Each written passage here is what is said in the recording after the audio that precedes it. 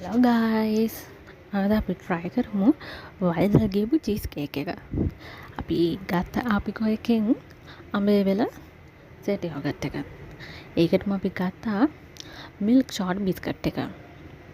ඊට පස්සේ අපි සෙට් යෝගට් එකේ බිස්කට් ටික කඩලා චුට්ටක් අපි කැඩුවා.